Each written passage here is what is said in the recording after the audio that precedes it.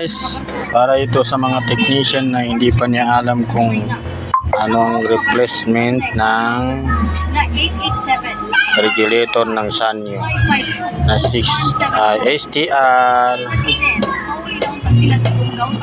W6753. Pag magproblema kayo mga guys, mga katek, kung sira ang inyong STR na 6753 ay pwede kayo mag-replace ng 6750 kasi subok ko na yan eh. At yan siya, ito yung original na number ng Sanyo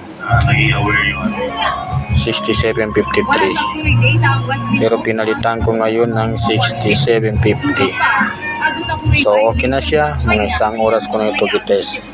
So hindi na siya napatay-patay. Pero ito guys, ang sira nito ay hindi siya abot ng 10 minutes ay mag-off ang unit na to.